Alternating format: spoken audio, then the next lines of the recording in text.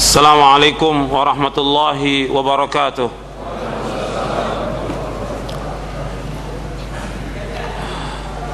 Innal hamdalillah nahmaduhu wa nasta'inuhu wa nastaghfiruh wa na'udzu billahi min shururi anfusina wa min sayyiati a'malina. Man yahdihillahu fala mudilla lahu wa man yudlil fala hadiya lahu. أشهد أن لا إله إلا الله وحده لا شريك له وأشهد أن محمدا عبده ورسوله. يا أيها الذين آمنوا اتقوا الله حق تقاته ولا تموتن إلا وأنتم مسلمون. يا أيها الناس اتقوا ربكم الذي خلقكم من نفس واحدة وخلق منها زوجها وبث منهما رجالا كثيرا ونساء واتقوا الله الذي تساءلون به والأرحام إن الله كان عليكم رقيبا. يا أيها الذين آمنوا اتقوا الله وقولوا قولا سديدا يصلح لكم أعمالكم ويغفر لكم ذنوبكم ومن يطع الله ورسوله فقد فاز فوزا عظيما. أما بعد فإن أصدق الحديث كتاب الله وخير الهدي هدي محمد صلى الله عليه وعلى آله وسلم وشر الأمور محدثاتها وكل محدثة بدعة وكل بدعة ضلالة وكل ضلالة في النار. Ayolah ikhwah, a'azakumullah, kepada bapak, ibu-ibu, ikhwan dan akhwat yang dimuliakan oleh Allah. Alhamdulillah, kita bersyukur kepada Allah subhanahu wa ta'ala atas segala nikmat yang Allah karuniakan kepada kita. Nikmat iman, nikmat Islam, nikmat sunnah, nikmat diberikan kesehatan dan afiah. Kita bersyukur kepada Allah subhanahu wa ta'ala atas segala nikmat, dan kita memohon selalu kepada Allah subhanahu wa ta'ala agar kita menjadi hamba-hamba Allah yang bersyukur. Bapak, ibu-ibu dan saudara-saudara sekalian yang dimuliakan oleh Allah, pada ikhwan dan akhwat yang dimuliakan oleh Allah, alhamdulillah pada hari ini, pada hari Senin tanggal 27 Rajab 1427 Hijriah atau tanggal 21 Agustus 2006, kita berkumpul di Masjid Al-Barakah di Keranggan untuk mengkaji buku Syarah Aqidah Ahlussunnah wal Jamaah yang saya susun. Dari buku ini kita akan bahas tidak seluruhnya, tapi ada poin-poin yang kita bahas yang insya Allah banyak manfaatnya untuk kita semua. Ayolah ikhwah, a'azakumullah, kita membahas tentang akidah Ahlussunnah wal Jamaah, karena masalah ini merupakan masalah yang penting yang harus terus kita kaji, yang harus terus kita bahas, yang harus terus kita ulang-ulang. Karena masalah ini merupakan masalah pokok, masalah prinsip yang wajib diyakini oleh setiap muslim dan muslimah. Kita bahas akidah Ahlussunnah karena akidah adalah perkara yang amat penting dan kewajiban yang paling besar yang harus diketahui oleh setiap muslim dan muslimah. Masalah akidah kita bahas karena sempurna dan tidaknya amal kita tergantung dari akidah yang benar dan tidak. Artinya kalau akidah itu benar, maka akan sempurna ibadah kita kepada Allah subhanahu wa ta'ala.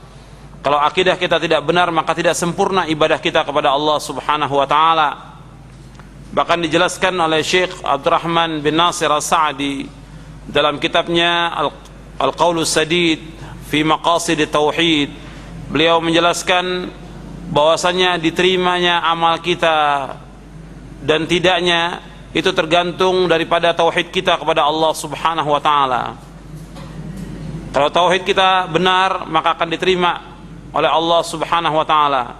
Kalau tidak benar, maka tidak akan diterima oleh Allah subhanahu wa ta'ala. Beliau menjelaskan demikian. Kemudian Ikhwani fid din dan akhwat fillah, azakumullah, bahwa masalah akidah merupakan masalah yang harus terus dibahas. Karena baiknya umat ini tergantung daripada akidahnya. Kalau umat ini akidahnya baik, insya Allah Allah akan memberikan kemuliaan kepada umat Islam. Kalau akidah mereka benar, maka umat Islam ini akan diberikan izzah, kemuliaan. Tapi kalau akidah mereka tidak benar dan juga mereka tidak mengikuti Rasulullah SAW, maka mereka tidak akan mendapatkan kemuliaan. Sebagaimana sabda Rasulullah SAW, wa ju'ila dhillatu was-sagharu ala man khalafa amri, dijadikan kerendahan dan kehinaan bagi orang-orang yang menyalahi perintahku, yaitu menyalahi perintahnya Rasulullah SAW. Jadi orang yang menyalahi perintahnya Rasulullah akan dihinakan oleh Allah dengan sebab mereka menyalahi perintahnya Rasulullah. Sedangkan perintahnya Allah dan perintahnya Rasulullah yang paling besar kepada umat Islam ini, yaitu agar mereka bertauhid kepada Allah. Dari seluruh perintah yang Allah perintahkan, baik dalam Al-Quran dan juga yang diperintahkan oleh Rasulullah SAW dalam sunnahnya yang sahih, itu semuanya memerintahkan untuk bertauhid kepada Allah SWT, berakidah yang benar. Allah SWT berfirman, wa qadha rabbuka alla ta'budu illa iyyah wa bil walidaini ihsana. Dan Allah telah mewajibkan tidak boleh kalian beribadah melainkan hanya kepada Allah saja, dan hendaklah kalian berbuat baik kepada kedua orang tua. Kemudian juga dalam surah An-Nisa Allah berfirman, wa'budullaha wa la tusyriku bihi syai'a. Hendaklah kalian beribadah hanya kepada Allah dan janganlah kalian berbuat syirik dengan sesuatu apapun juga. Dan banyak lagi ayat-ayat yang lain yang Allah perintahkan agar kita mentauhidkan Allah dan menjauhkan segala macam perbuatan syirik. Makanya kita bahas tentang masalah akidah, karena baiknya umat ini tergantung daripada akidahnya. Maka para sahabat ridwanullah alaihim ajma'in dikatakan oleh Allah sebagai khaira ummah, sebaik-baik umat, karena akidah mereka adalah akidah yang benar. Allah mengatakan dalam Al-Quran dalam surah Ali Imran ayat 110, kuntum khaira ummatin ukhrijat linnas ta'muruna bil ma'ruf wa tanhauna 'anil munkar wa tu'minuna billah. Kalian adalah sebaik-baik umat yang ditampilkan di tengah-tengah manusia, menyuruh yang ma'ruf, mencegah yang mungkar, dan beriman kepada Allah. Dikatakan khaira ummah karena para sahabat ridwanullah menyuruh yang baik, menyuruh yang ma'ruf, dan sebesar-besar ma'ruf adalah mentauhidkan Allah, menjauhkan syirik. Mentauhidkan Allah, kemudian melarang kemungkaran, dan sebesar kemungkaran di muka bumi yaitu syirik, menyekutukan Allah Subhanahu wa taala.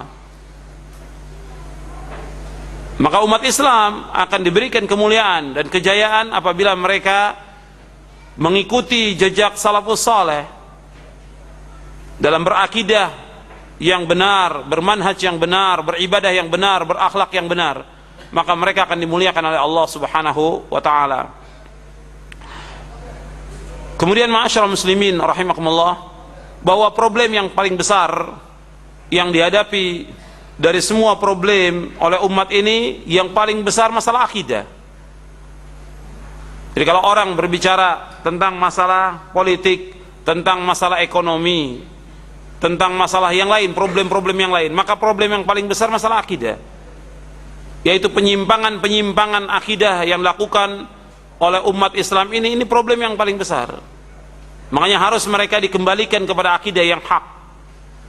Kalau akidah ini hak, benar, mengikuti jejak salafus saleh, maka mereka pun akan mendapatkan kebaikan, mendapatkan rahmat, mendapatkan barakah dari Allah Subhanahu wa taala. Tapi kalau mereka menyimpang, maka yang datang adalah malapetaka, seperti yang kita lihat sekarang ini. Umat ini menyimpang dari akidah yang hak, akidah yang benar.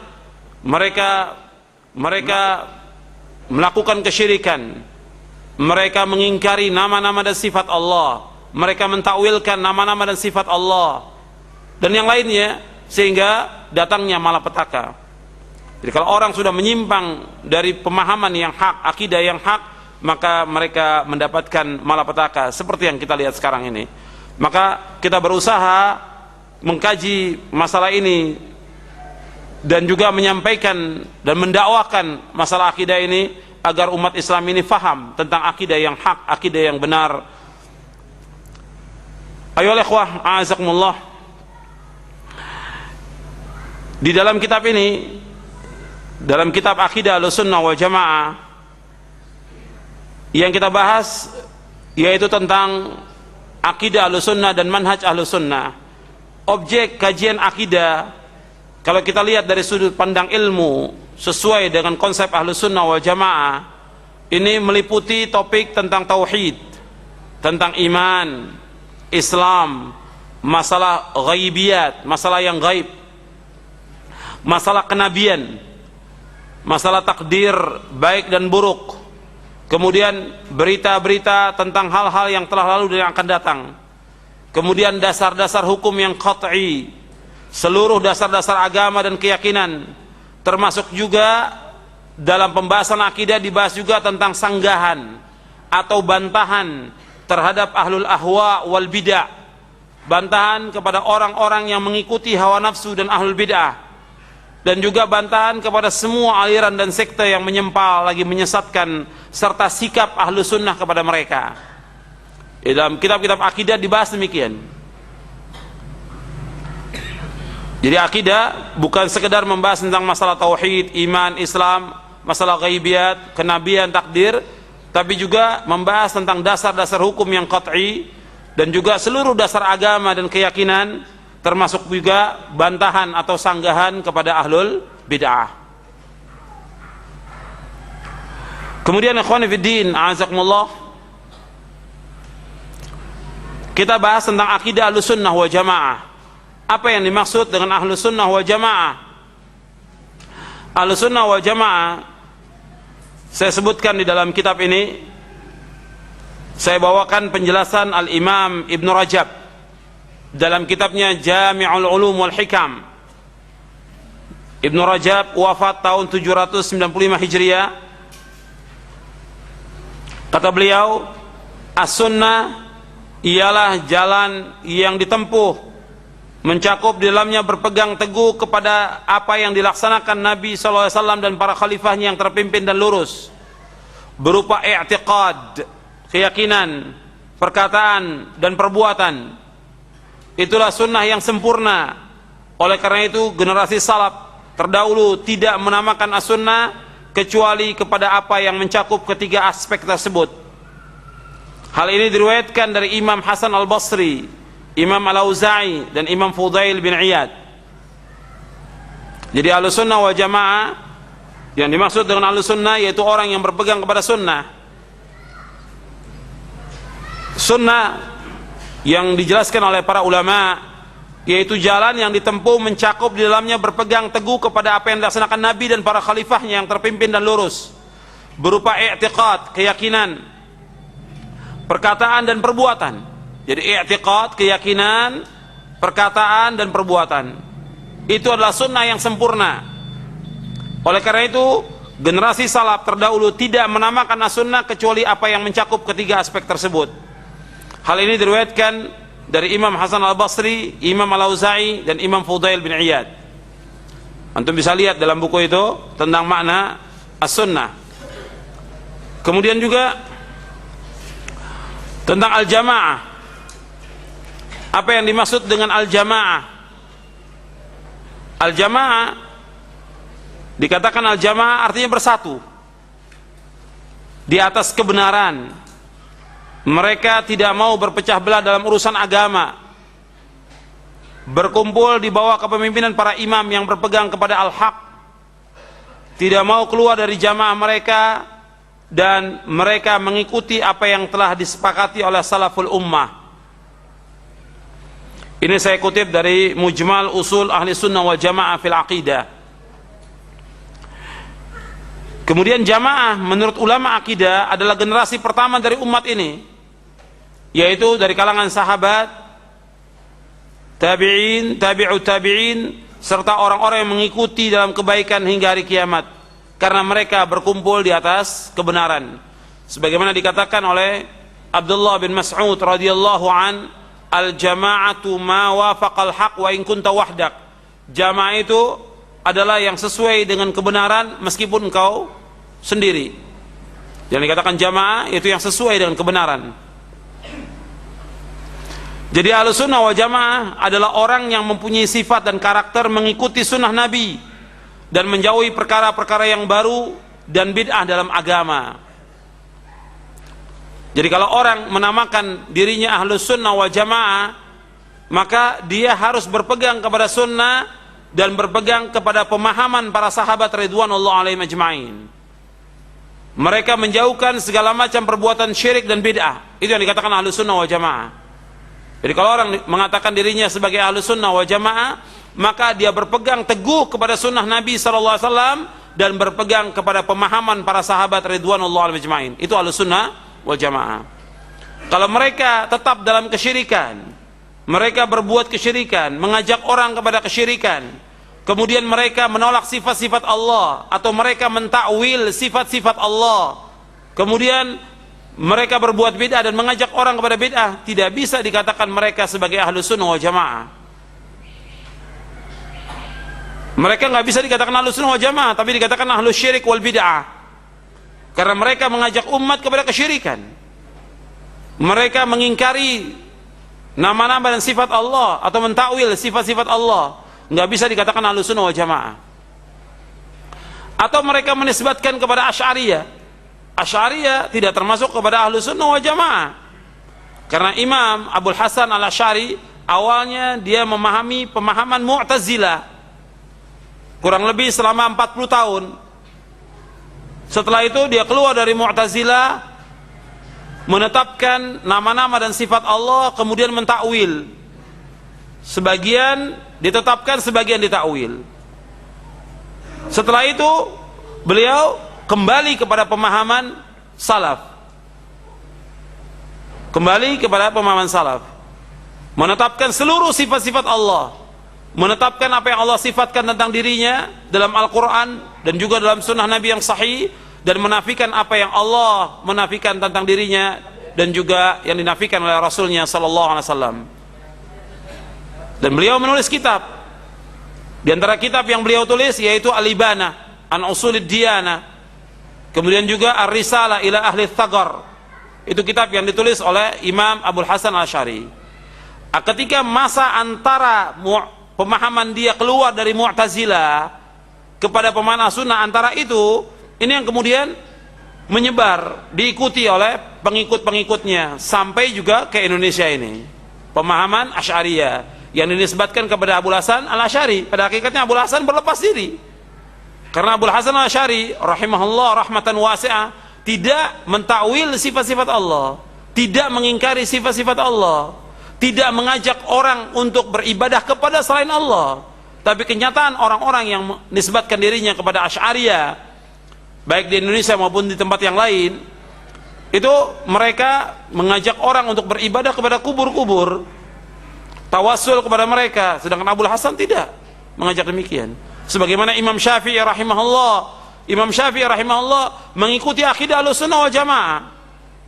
Imam Syafi'i berpegang kepada manhaj salaf. Imam Syafi'i rahimahullah mengajak umat untuk mentauhidkan Allah, menjauhkan segala macam perbuatan syirik. Imam Syafi'i rahimahullah mengajak orang untuk menetapkan sifat-sifat Allah, tidak mentakwil sifat Allah. Imam Syafi'i rahimahullah mengajak orang kembali kepada sunnah Nabi yang sahih dan melarang dari perbuatan bid'ah. Jadi penisbatan orang apakah kepada Syafi'i atau kepada Asy'ari, ini banyak terjadi kekeliruan. Karena itu saya jelaskan dalam buku ini, dalam kitab Syarah Aqidah Ahlussunnah wal Jamaah, saya jelaskan penjelasan para ulama tentang akidah Imam Syafi'i dan juga akidah Abul Hasan al-Asy'ari rahimahumullahul jami'. Kemudian ikhwani fid din, a'azakumullah, istilah Ahlussunnah wal Jamaah yang lain dinamakan juga dengan istilah At-Taifah al-Mansurah, golongan yang dimenangkan oleh Allah Subhanahu wa taala. Sebagaimana Rasulullah SAW bersabda, la tazalu min ummati ummatun qa'imatun bi amrillah la yadurruhum man khadalahum wala man khalafahum hatta ya'tiya amrullah wa hum ala dhalik. Senantiasa ada segolongan dari umatku yang selalu menegakkan perintah Allah, tidak akan mencelakai mereka orang yang tidak menolong mereka dan orang yang menyelesaikan mereka sampai datang perintah Allah. Artinya tidak akan mencelakai mereka orang yang tidak menolong dan juga orang yang menyelesaikan mereka sampai datang perintah Allah dan mereka tetap di atas demikian. Ini At-Taifah Al-Mansurah, golongan yang ditolong oleh Allah Subhanahu wa taala. At-Taifah Al-Mansurah akan tetap ada. At-Taifah Al-Mansurah, golongan yang ditolong oleh Allah, ini akan tetap ada.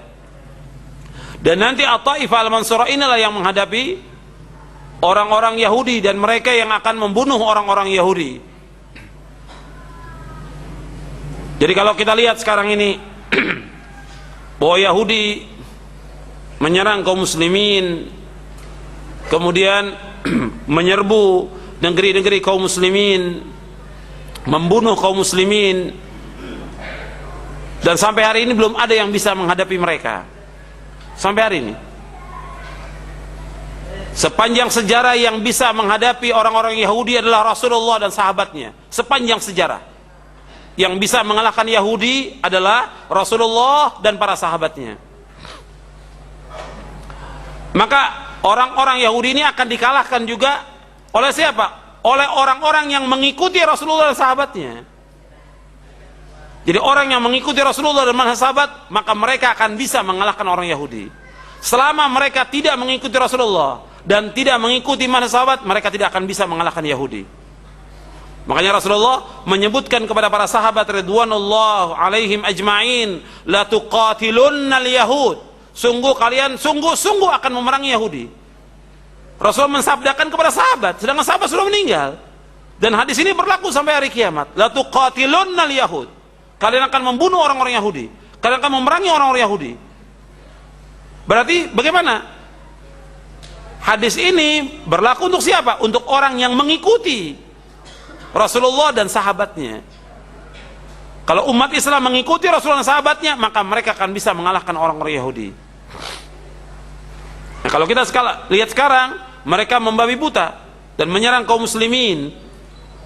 Orang-orang Palestina, Lebanon itu dihancurkan oleh mereka, diperangi, diserang. Kemudian fatwa para ulama menjelaskan agar seluruh umat Islam, juga terutama untuk di Palestina dan Lebanon, agar kembali kemana? Kembali kepada akidah yang benar, kembali kepada Quran dan Sunnah ala fahmi salaf. Diajak kembali. Himbauan para ulama mengajak mereka kembali, seluruhnya kembali kepada Al-Quran Sunnah. Kewajiban kita bagaimana? Kewajiban kita sebagai umat Islam menolong kaum muslimin. Wajib menolong kaum muslimin karena mereka muslimin. Apakah yang di Lebanon atau di Palestina, mereka muslimin. Kewajiban kita membantu dengan materi, kemudian mendoakan mereka. Adapun Hizbullah adalah Syiah. Hizbullah Syiah sudah menyempal dari akidah Ahlussunnah wal Jamaah, menyempal dari pemahaman Islam yang benar. Tapi kaum muslimin, rakyat sipil yang menjadi korban adalah muslimin.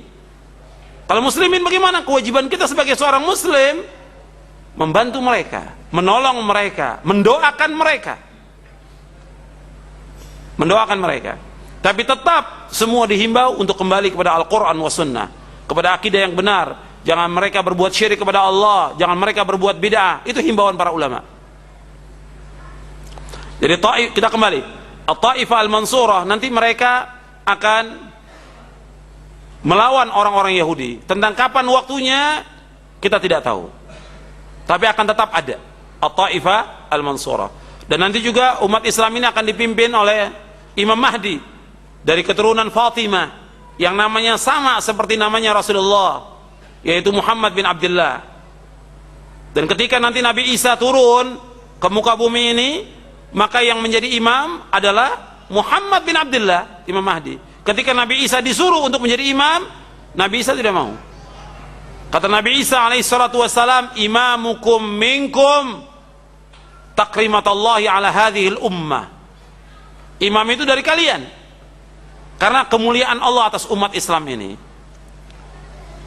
Kemudian Nabi Isa alaihissalatu wassalam membunuh tokohnya Yahudi, pemimpinnya Yahudi, yaitu Dajjal.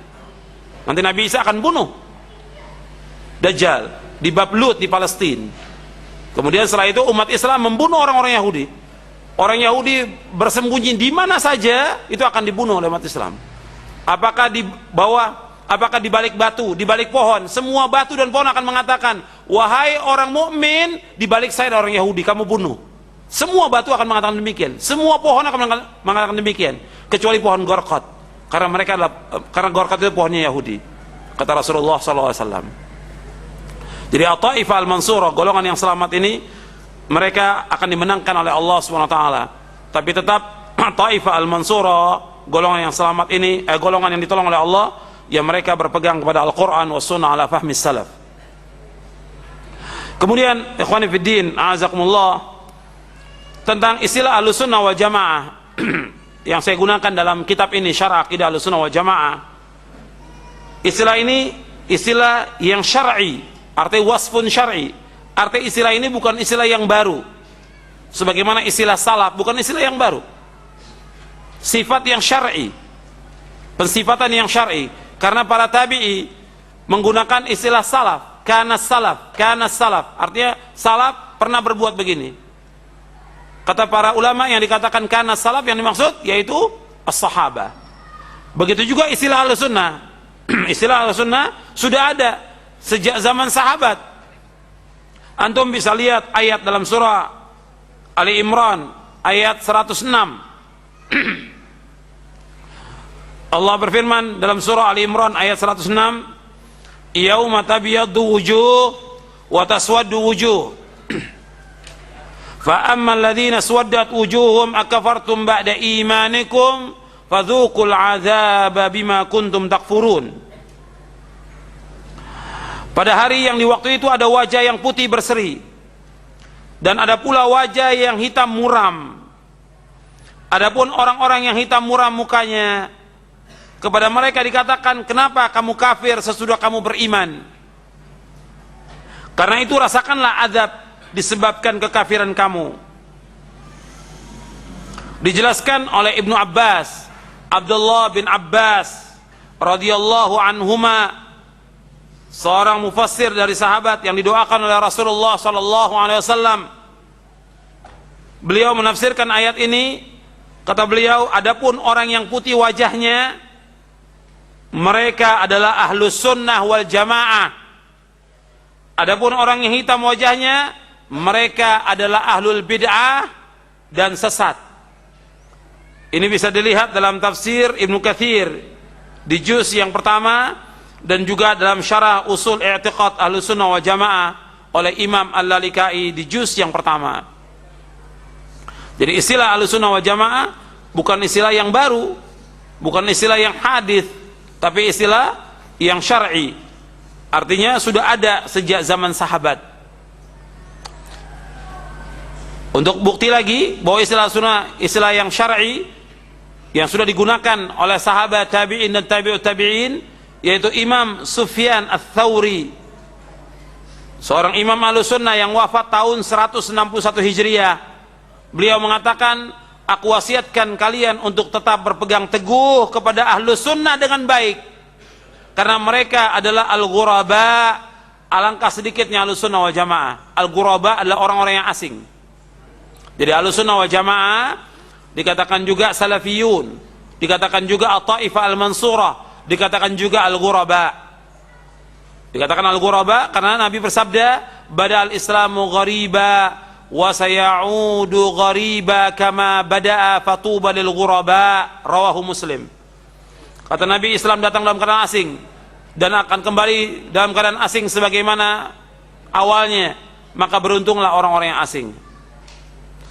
Yang dikatakan orang yang asing, ghuraba, kata Nabi, unasun salihun fi unasin su'in kathir man ya'sihim akthar mimman yuti'uhum.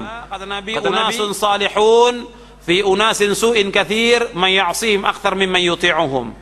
Kata Nabi, yang dikatakan ghuraba itu yaitu orang-orang yang saleh di tengah orang-orang yang banyak yang berbuat kejelekan, yang taat kepada mereka sedikit, tapi yang durhaka kepada mereka lebih banyak. Dan ghuraba ini selalu memperbaiki akidah umat, memperbaiki apa yang telah dirusak oleh umat ini. Kita kembali Jadi Ahlus Sunnah wal Jamaah, nama ini sudah ada sejak zaman sahabat, tabi'in, dan juga tabi'ut tabi'in. Kemudian juga Imam Fudail bin Iyad yang wafat tahun 187 Hijriah berkata, Ahlus Sunnah, kata Imam Fudail bin Iyad, berkata Ahlus Sunnah yang dikatakan iman itu keyakinan, perkataan dan perbuatan. Jadi Fudail bin Iyad wafat tahun 187 Hijriah. Jadi ulama dari kalangan tabi'in, tabi'ut tabi'in sudah memberikan istilah dengan Ahlus Sunnah. Kemudian ikhwan fiddin, a'azakumullah, sekarang kita akan bahas tentang prinsip dari akidah Ahlus Sunnah wal Jamaah. Apa saja dari ciri Ahlus Sunnah wal Jamaah? Sebab banyak sekali orang mengatakan Ahlus Sunnah. Saya akan jelaskan tentang prinsip-prinsip akidah Ahlus Sunnah wal Jamaah. Yang pertama, sumber akidah adalah Al-Quran, As-Sunnah, dan Ijma' Salafus Saleh. Yang pertama, bahwa sumber akidah adalah Al-Quran, As-Sunnah, dan Ijma' Salafus Saleh. Jadi Al-Quran dan Sunnah ini prinsip yang wajib dipegang oleh semua kaum muslimin. Kalau mereka berpegang dengan dua ini, mereka akan selamat. Nabi SAW bersabda dalam hadis yang sahih, taraktu fikum amrayni lan tadillu ma tamassaktum bihima kitab Allah wa sunnati. Aku tinggalkan kepada kalian dua perkara yang kalian tidak akan sesat selama kalian berpegang dengan dua perkara itu. Hadis ini diriwayatkan oleh Imam Malik dalam kitabnya Al-Muwatta, dan juga diriwayatkan oleh Imam Hakim dalam kitabnya Al-Mustadrak. Hadis ini sahih, disahihkan oleh Syekh Muhammad Nasiruddin Al-Albani dalam kitabnya Sahih Jami' Shaghir dan kitabnya yang lainnya. Dalam hadis ini Nabi menyebutkan, aku tinggalkan kepada kalian dua perkara, yaitu Al-Quran dan Sunnah Nabi yang sahih. Dua ini yang akan membawa kepada keselamatan dunia dan akhirat. Kemudian berpegang pada Al-Quran dan Sunnah tidak cukup, harus ditambah dengan penjelasan dari pemahaman salafus saleh yang nanti saya akan jelaskan. Maka disebutkan oleh para ulama bahwa sumber akidah adalah Al-Quran, As-Sunnah, dan Ijma' salafus saleh.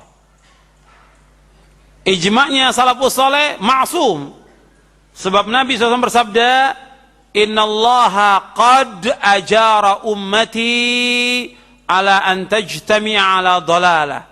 Sesungguhnya Allah Subhanahu wa taala telah melindungi umatku dari berkumpul di atas kesesatan. Yang dimaksud umat di sini yaitu para sahabat. Para sahabat ridwanullah al-majma'in. Jadi ijma'nya sahabat ma'sum, tapi individu sahabat tidak ma'sum. Ijma'nya sahabat ma'sum, individu sahabat tidak ma'sum. Kemudian kadang-kadang orang bertanya, kalau disebutkan Quran, Sunnah, Ijma', qiyas itu bagaimana? Dalam masalah akidah tidak ada qiyas. Sebagaimana dikatakan oleh Imam Al-Barbahari dalam kitabnya Syarhus Sunnah, tidak ada qiyas dalam masalah akidah. Sebab nggak bisa membicarakan masalah akidah, membicarakan masalah nama-nama dan sifat Allah dikiaskan kepada makhluknya, nggak bisa. Sebab Allah laisa kamitslihi syai'un wa huwas samiul basir. Tidak ada satupun yang sama dengan Allah, dan Allah Maha mendengar dan Allah Maha melihat. Allah tidak akan sama dengan makhluknya. Walam yakun lahu kufuwan ahad. Tidak ada satupun yang setara dengan Allah. Tidak ada satupun yang sebanding dengan Allah. Tidak ada satupun yang sama dengan Allah Subhanahu wa taala. Jadi nggak ada qiyas. Dalam masalah yang lainnya, dalam masalah fikih digunakan, tapi ada ketentuannya, ada kaidahnya. Di saat mana digunakan qiyas itu? Tidak mutlak. Itu dijelaskan oleh para ulama. Jadi ada yang memang orang menggunakan qiyas dalam keseluruhan, ini juga tidak benar. Ada juga yang menolak qiyas secara keseluruhan, ditolak. Seperti Az-Zahiri. Dalam pemahaman Ibnu Hazm Az-Zahiri ditolak qiyas, tidak ada qiyas sama sekali. Ini pun salah. Jadi Ahlus Sunnah menggunakan qiyas dalam hal-hal tertentu. Dalam keadaan tertentu digunakan qiyas, dan itu dibolehkan. Tapi dalam masalah akidah tidak ada qiyas. Kemudian ikhwani fiddin, azakumullah, dari prinsip yang pertama ini antum lihat perbedaan antara ahlus sunnah dengan ahlul bid'ah. Berbeda antara ahlus sunnah wal jamaah dan ahlul bid'ah. Kalau ahlul bid'ah mereka sumbernya kembalinya kepada apa? Sumbernya mereka kembali kepada akal. Seperti Mu'tazilah, ahlul kalam, filsafat, mereka menggunakan akal. Kemudian juga sumbernya mereka lagi kasyf. Kasyf itu penyingkapan tabir rahasia. Apakah dengan mimpi atau yang lain, seperti yang digunakan oleh orang-orang tarekat, tasawuf. Ini juga tidak benar.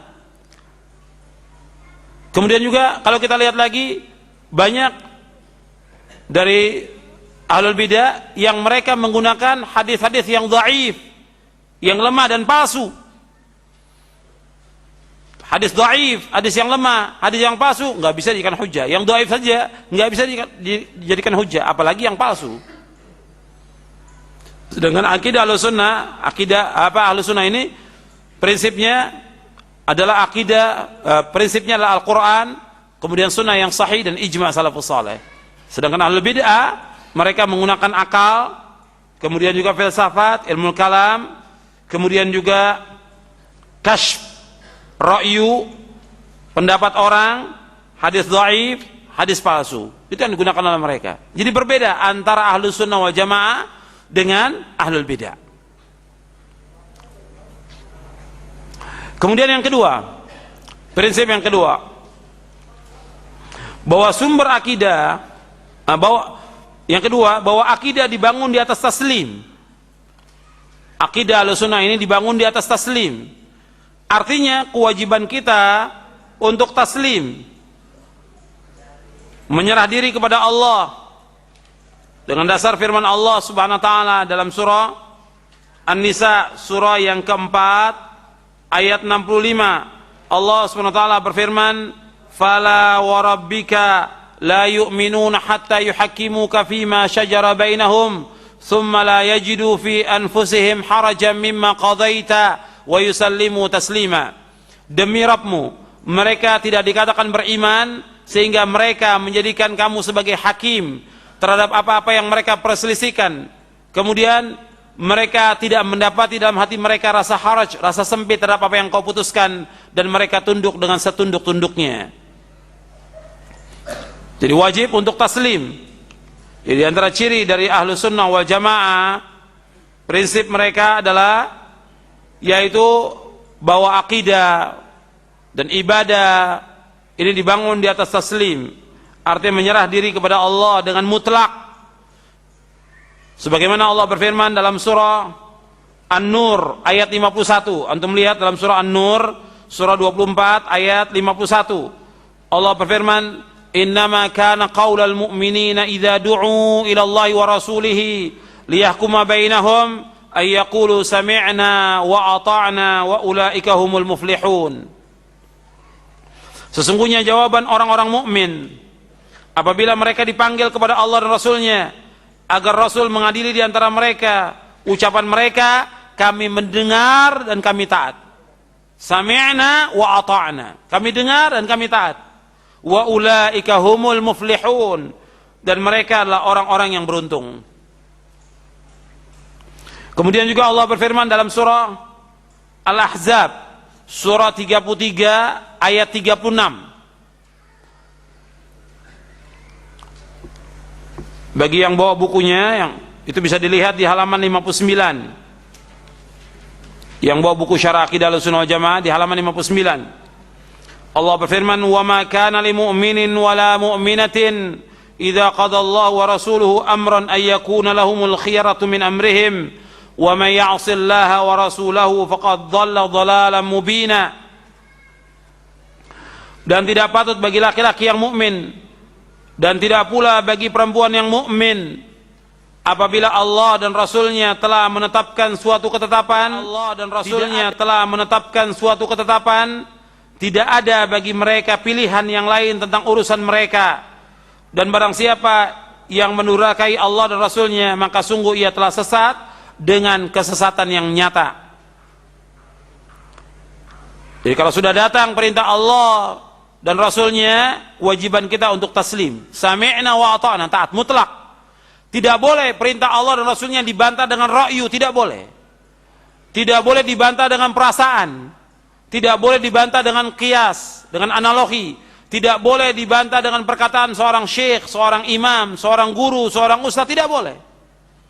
Jadi kalau sudah datang perintah Allah Rasulnya, kewajiban kita untuk taslim. Karena itu dikatakan oleh Imam Muhammad bin Syihab Az-Zuhri yang wafat tahun 124 Hijriah. Imam Az-Zuhri berkata di halaman 58, kata Imam Az-Zuhri, minallahi ar-risalatu wa 'alar rasuli al-balaghu wa 'alaina taslimu. Allah yang menganugerahkan risalah, mengutus para rasul. Kewajiban rasul adalah menyampaikan risalah, dan kewajiban kita adalah tunduk dan taat. Ini dibawakan oleh Imam Bukhari dalam kitab sahihnya, dan juga dijelaskan oleh Al-Hafidh dalam kitabnya Fathul Bari, Syarah Sahih Bukhari di juz yang ke-13.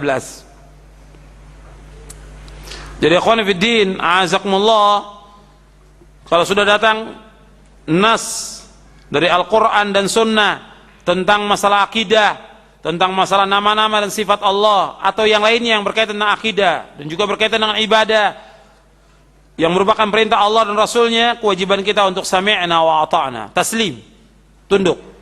Dan ini perbedaan antara Ahlus Sunnah wal Jamaah dengan firqah-firqah yang sesat. Kalau Ahlul Bidah, mereka masih membantah. Sudah jelas nasnya, mereka masih bantah, masih mencari takwilnya.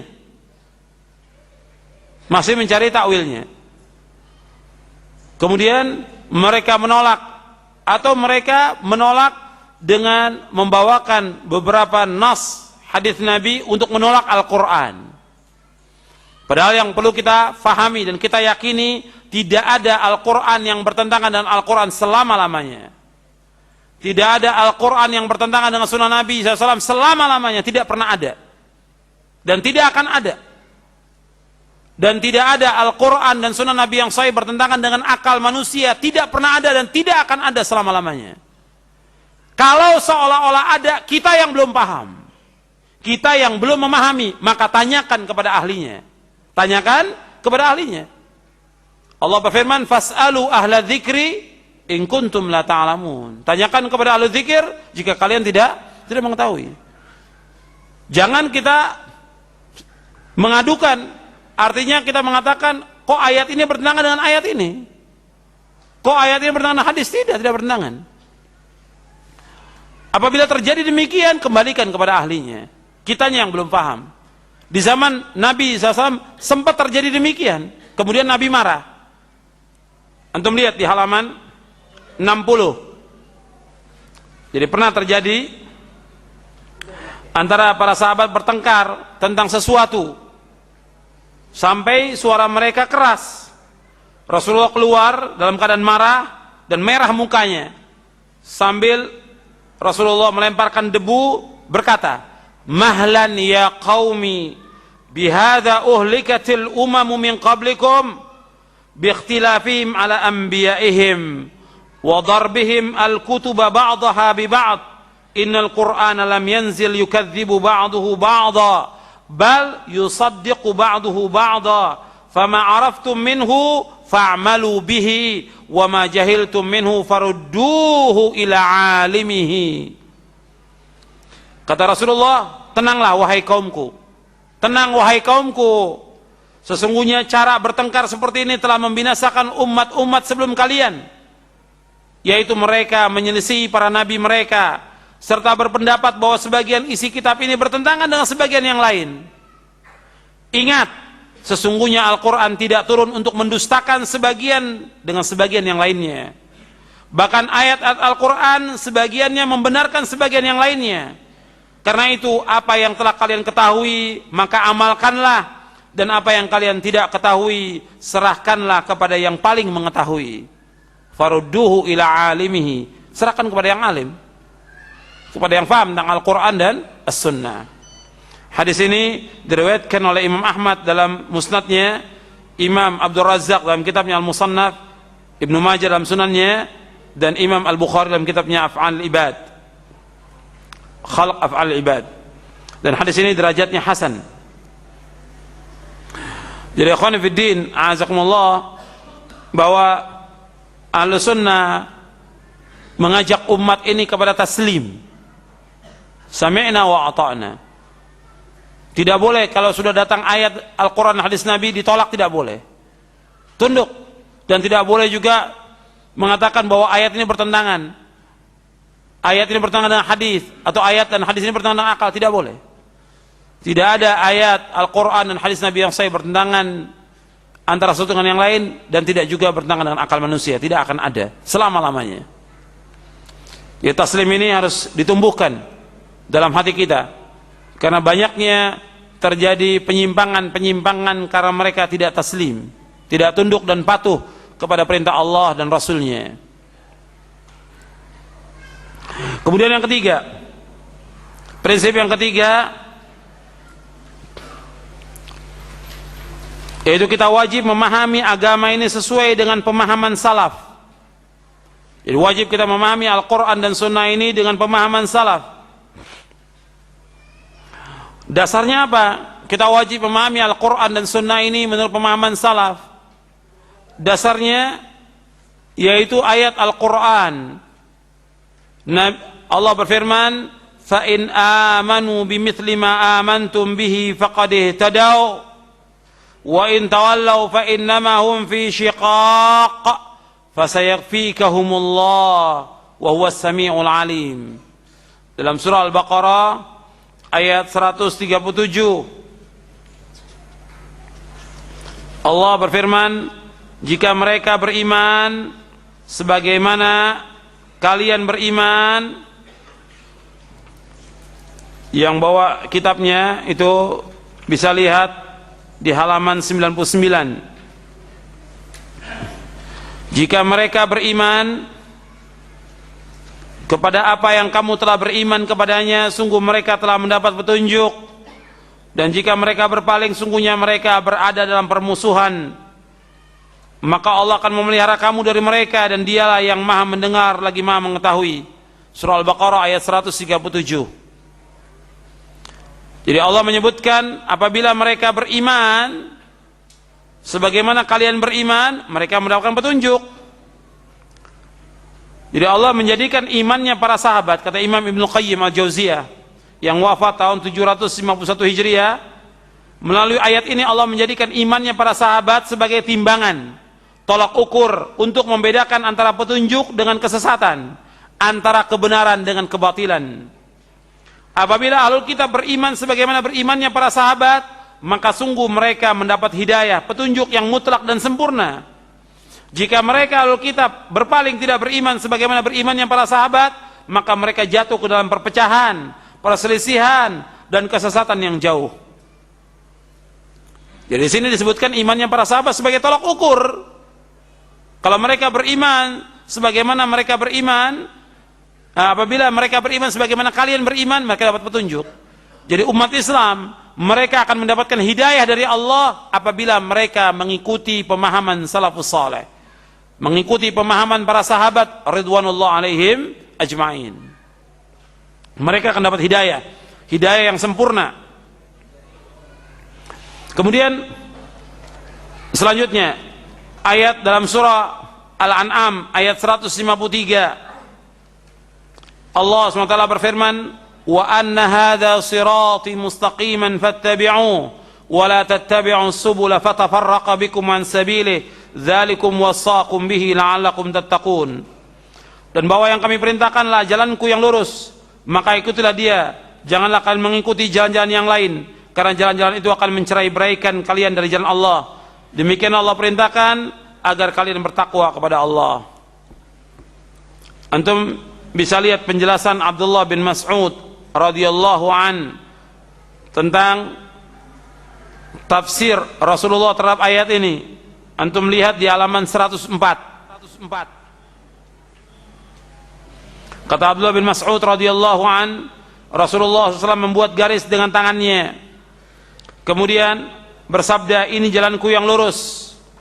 Lalu beliau membuat garis di kanan kirinya, kemudian bersabda, inilah jalan yang bercerai-berai, jalan yang sesat. Tidak ada satupun jalan kecuali tidak ada satupun dari jalan ini kecuali dalamnya terdapat syaitan yang menyeru kepadanya.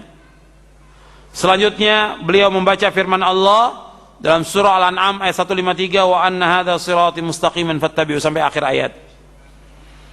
Riwayat ini diriwayatkan oleh Imam Ahmad dalam musnadnya, Ad-Darimi dalam sunannya, dan Al-Hakim dalam kitabnya Al-Mustadrak, dan juga Imam Al-Baghawi dalam Syarah Sunnah.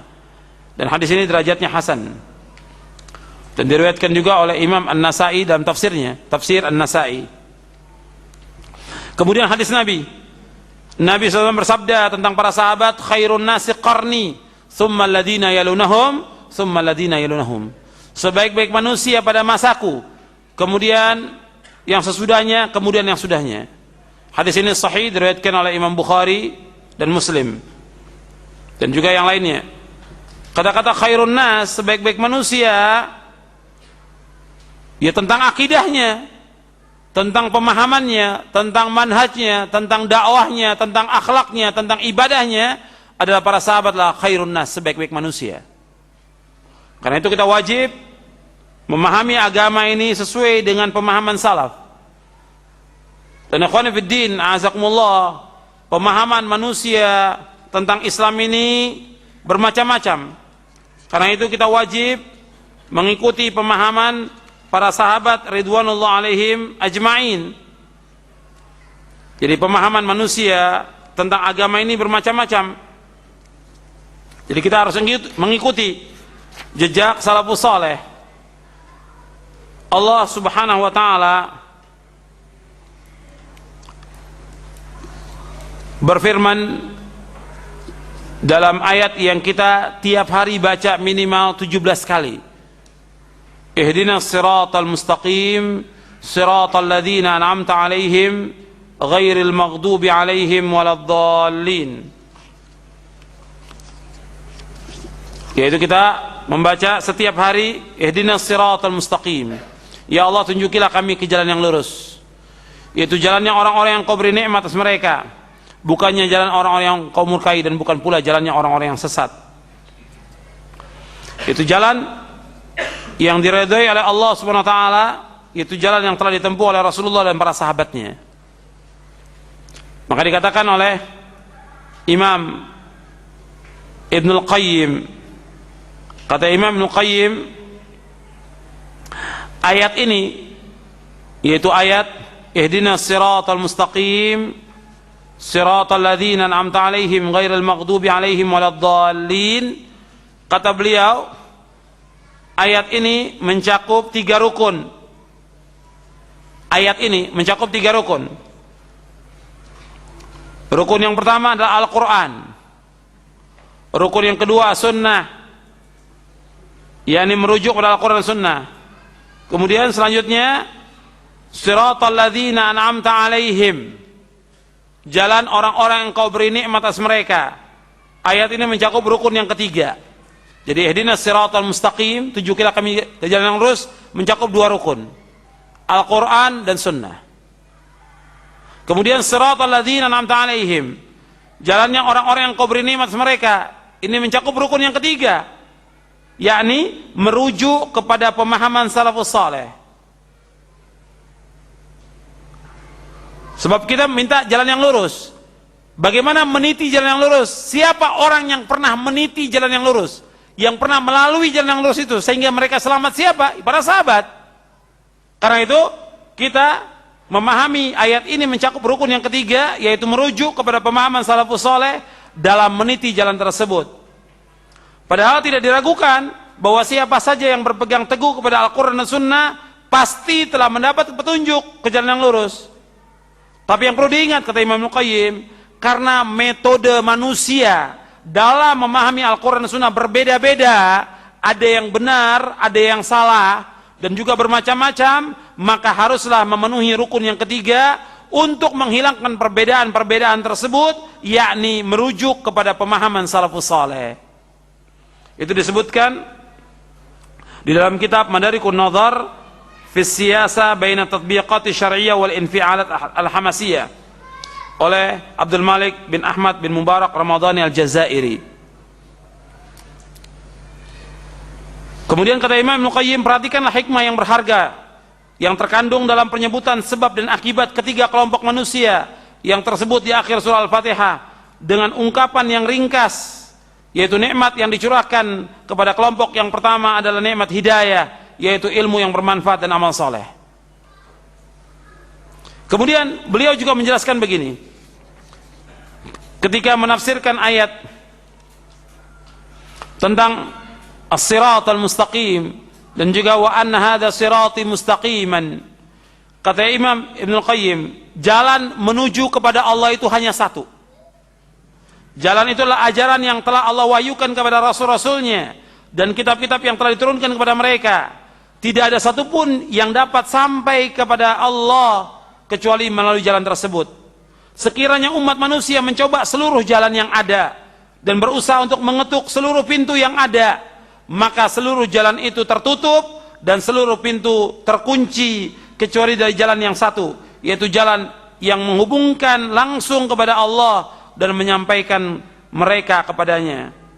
Ini dalam Tafsirul Qayyim Ibnul Qayyim halaman 14-15. Kemudian ikhwani fiddin, a'azakumullah, kenapa kita harus mengikuti pemahaman salaf? Karena mereka sudah dijamin oleh Allah, dijamin oleh Rasulullah, dan Allah memerintahkan kita untuk mengikuti mereka dan tidak boleh menyimpang dari mereka. Orang yang menyimpang dari mereka, maka Allah biarkan mereka sesat.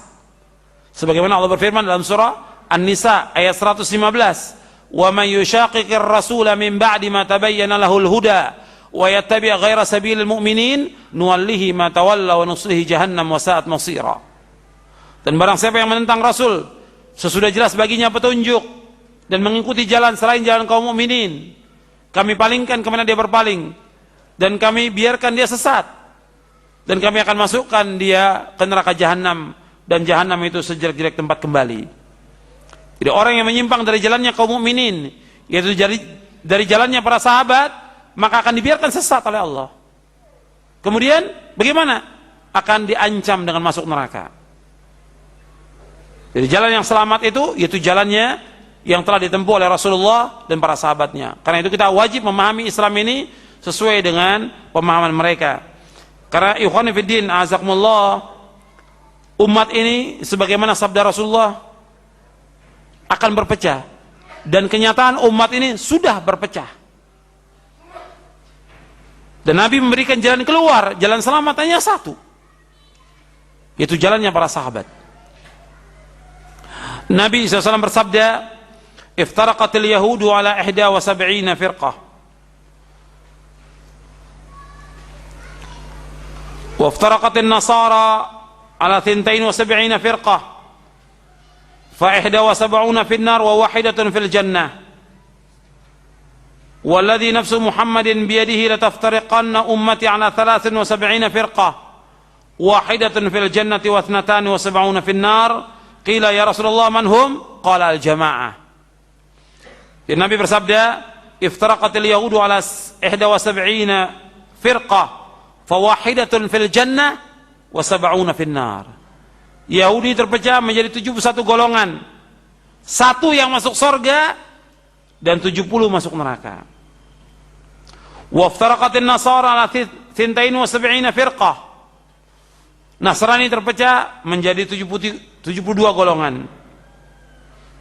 Fa 71 finnar, 71 itu masuk neraka. Wa wahidatun fil jannah, dan satu yang masuk surga. Walladzi nafsu Muhammadin biyadihi, demi yang diri Muhammad di tangan Allah, la taftariqanna ummati ala 73 firqah, sungguh-sungguh umatku akan terpecah menjadi 73 golongan. Wahidatun fil jannah, satu yang masuk surga. Wathnatani wa 70 fil nar, dan 72 itu masuk neraka. Jadi satu yang masuk surga, 72. Kemudian dikatakan siapa yang satu yang masuk surga itu? Nabi menyebutkan al-jamaah.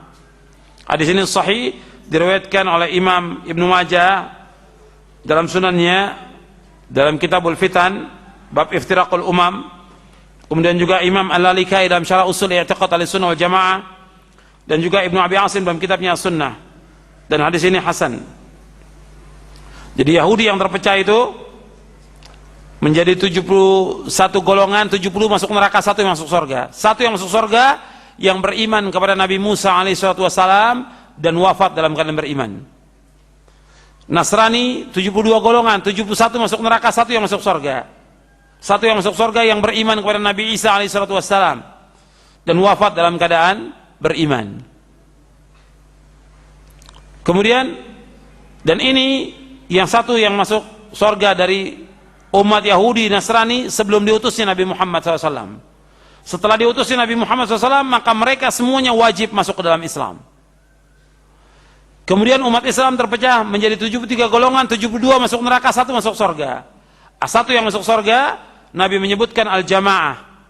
Dalam riwayat yang lain, kulluhum fin nari illa millatan wahidah ma ana alaihi wa ashabi. Semuanya masuk neraka kecuali 1, yaitu orang-orang yang mengikuti aku dan para sahabatku. Hadis ini hasan, diriwayatkan oleh Imam Tirmidzi dan Hakim dari sahabat Abdullah bin Amr. Jadi ikhwan fiddin, azakumullah, kita diwajibkan untuk mengikuti pemahaman salaf, dan ini yang akan membawa kepada keselamatan dunia dan akhirat, sebagaimana yang difirmankan oleh dalam Al-Quran dan juga disabdakan oleh Rasulullah SAW, dan juga dijelaskan oleh para imam ahlu sunnah, sebagaimana dikatakan oleh Imam Al-Auza'i, seorang imam ahlu sunnah dari Syam yang wafat tahun 157 Hijriah. Kata beliau, alaika bi athari man salaf wa in rafadaka an-nas wa iyyaka wa ara' ar-rijal wa in zakhrafu laka bil qaul. Hendaklah kalian mengikuti jejak salafus saleh meskipun orang menolakmu, dan jauhkan perkataan orang, tokoh-tokoh, meskipun mereka hiasi dengan perkataan yang indah. Jadi kita diperintahkan untuk mengikuti jejak salafus saleh. Selanjutnya kita masuk kepada prinsip yang keempat, bahwa ahlu sunnah mementingkan masalah ilmu. Ahlu sunnah mementingkan masalah ilmu. Jadi antara prinsip ahlu sunnah, mereka ihtimam kepada ilmu. Sebab ilmu ini wajib kita tuntut. Ilmu yang dimaksud ilmu syar'i. Kita diperintahkan untuk menuntut ilmu syar'i. Talabul ilmi faridatun ala kulli muslimin. Menuntut ilmu wajib atas setiap muslim. Jadi ahlu sunnah mementingkan ihtimam kepada ilmu. Kalau kita lihat dari firqah-firqah yang sesat, di samping mereka tidak memahami Al-Quran sebagaimana pemahaman salaf, juga mereka tidak mementingkan ilmu sama sekali. Mereka sibuk dengan dakwah, mereka sibuk dengan politik, mereka sibuk dengan yang lainnya, tidak mementingkan masalah ilmu. Padahal ini penting. Karena apa? Kita bisa melakukan amal soleh dengan ilmu. Kata Imam Ibnu Qayyim bahwa al-ilmu imamul amal. Ilmu itu imamnya amal. Makanya salafin menganjurkan untuk terus menuntut ilmu, dan para ulama salaf menganjurkan untuk menuntut ilmu. Tidak pernah berhenti sampai kita diwafatkan oleh Allah Subhanahu wa taala. Bagaimanapun kita sibuknya, tetap harus menuntut ilmu. Karena menuntut ilmu merupakan jalan kebahagiaan. Menuntut ilmu merupakan jalan menuju surga. Menuntut ilmu bukan jalan keselamatan. Menuntut ilmu jalan untuk mendapatkan izzah, kemuliaan. Allah memuliakan Nabi Ibrahim menjadi pimpinan Abul Anbiya. Allah memuliakan Nabi Yusuf sampai jadi penguasa. Dengan apa? Dengan ilmu. Sebagaimana Allah berfirman dalam surah Yusuf, narfa'u darajatin man nasya' wa fawqa kulli dhi ilmin alim. Kami angkat orang yang kami kehendaki beberapa derajat, dan setiap orang yang berilmu di atasnya ada Allah yang ma'alim. Kata Imam Malik, narfa'u darajatin man nasya', kami angkat beberapa derajat orang yang kami kehendaki. Dengan apa? Bil ilmi, dengan ilmu. Jadi kalau orang ingin mencari kekuasaan, dengan ilmu dulu. Mencari kemuliaan dengan ilmu. Untuk masuk surga dengan ilmu. Allah mulai dalam Al-Quran dengan apa? Dengan ilmu. Iqra, bacalah dengan ilmu. Kemudian juga Allah berfirman dalam surah Muhammad, surah 47 ayat 19, fa'lam annahu la ilaha illallah wastaghfir li dzambika walil mu'minina wal mu'minat wallahu ya'lamu mutaqallabakum wa mathwaakum. Allah berfirman dalam surah Muhammad ayat 19, fa'lam annahu la ilaha illallah, ketahuilah bahwasanya tidak ilah yang berhak diibadahi melainkan hanya Allah. Wastaghfir li dzambika, dan mohonlah ampun untuk dosamu. Mohon ampun kepada Allah agar Allah mengampuni dosamu. Walil mu'minina wal mu'minat, dan juga orang-orang mukmin dan orang-orang mukminat, kaum mukminat. Wallahu ya'lamu mutaqallabakum wa mathwaakum. Dan Allah mengetahui tempat tinggal kamu dan tempat kembali kamu. Jadi Allah mengetahui tempat usaha kamu dan Allah juga mengetahui tempat kembali kamu. Al-Imam Al-Bukhari rahimahullah dalam kitab sahihnya ketika membawakan ayat ini kata beliau apa? Fabada'a bil ilmi qabla al-qawli wal amal. Kata Imam Bukhari di Sahih Bukhari di juz yang pertama di Kitabul Ilmi, kata beliau fabada'a bil ilmi qabla al-qawli wal amal. Allah memulai dalam ayat ini dengan ilmu sebelum berkata dan sebelum berbuat. Dari kalimat apa? Fa'lam, ketahuilah. Dimulai dengan apa? Dengan ilmu. Jadi kita harus belajar ilmu syar'i. Dan salaf itu ihtimam dengan ilmu, tidak sebagaimana ahlul bid'ah, tidak sebagaimana hizbiyyin dan harakiyin, tidak menganjurkan orang untuk menuntut ilmu. Dianjurkan mereka untuk berbuat, dianjurkan mereka untuk berdakwah tanpa ilmu. Bagaimana mereka berdakwah mengajak orang tanpa ilmu? Tidak boleh. Disuruh mereka dibina untuk jadi dai, dibina mereka untuk jadi mubaligh, tapi nggak diberikan ilmu yang mapan, yang cukup, nggak mungkin. Ilmu itu lama waktunya. Sekarang orang dikadar untuk jadi khatib, kan banyak sekarang kadar khatib, seminggu 10 hari, dapat apa 10 hari? Nabi saja 23 tahun. Rasulullah berapa? 23 tahun turun wahyu. Ini 10 hari dikadar supaya jadi khatib, 10 hari jadi dai, 10 hari supaya menjadi angkatan mujahid. Bagaimana? Ilmu lebih dahulu. Nggak mungkin orang bisa berdakwah tanpa ilmu. Nggak mungkin dia mengajak umat tanpa ilmu. Bagaimana dia khutbah mengajak umat, menyampaikan ilmu kepada umat kalau dia sendiri tidak berilmu? Nggak mungkin. Sebagaimana Allah berfirman di dalam surah Yusuf surah 12 ayat 108, Allah berfirman, "Qul hadhihi sabili ad'u ila Allahi ala basiratin ana wa man ittaba'ani wa subhanallahi wa ma ana minal musyrikin." Qul hadhihi sabili, katakanlah ini jalanku. Ad'u ila Allah, aku mengajak manusia ke jalan Allah. Ala basiratin, dengan dasar ilmu dan keyakinan. Ana wa man ittaba'ani, aku dan orang-orang yang mengikuti aku. Wa subhanallah wa ma ana minal musyrikin, dan maha suci Allah dan aku tidak termasuk orang-orang yang berbuat syirik. Jadi berdakwah dengan apa? Dengan ilmu. Mengajak manusia dengan apa? Dengan ilmu. Ala basirah, dengan dasar ilmu dan keyakinan. Ilmu dan keyakinan.